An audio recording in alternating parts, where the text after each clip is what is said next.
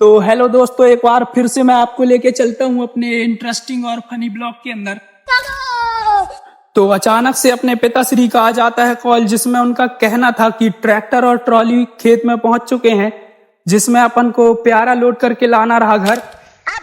तो मैं और चाचा बिना सोच विचार किए निकल जाते हैं सीधा खेत की ओर। तो फाइनली खेत पहुंच जाते हैं। तो यहाँ पहुंचने के बाद नजर आती है एक बड़ी सी लड़की। क्या मेरा मुंह तो निकल गई, क्या बताऊं। तो फटाफट से उस लकड़ी को लोड करने के बाद निकल जाते हैं यहाँ से प्यारा लोड करने के लिए। तो उस खेत में अपन पहुंच जाते हैं जिस खेत का प्यारा लोड करना रहा हमें ट्रॉली में। तो फटाफट से अपने अस्त्र शस्त्रों को उठाकर लग जाते हैं ट्रॉली लोड करने में।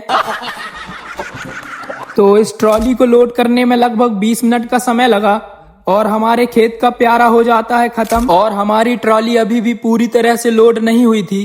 अरे देवा, ये गड़बड़ है बाबा। तभी अपनी नजर जाती है पड़ोसी के खेत में, जो खेत में उपस्थित नहीं था।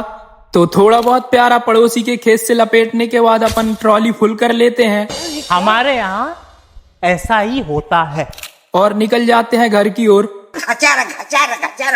तो अब फाइनली अपन पहुंच जाते हैं घर। तो फटाफट से अपन ट्रॉली लगवा लेते हैं जहां अपन को प्यारा खाली करना रहा। तो हम लग जाते हैं फटाफट से ट्रॉली खाली करने में। तो प्यारा खाली करने के बाद ट्रॉली साफ करने में मिलती है थोड़ा बहुत धान, जो चाचा के अधिकार की थी।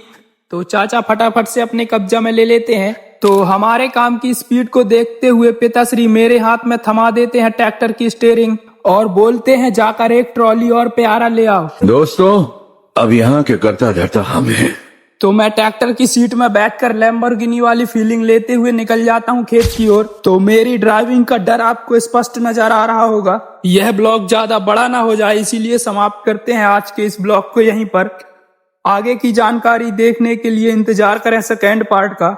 जब तक के लिए छुट्टी हो गई है, छुट्टी। अरे भाई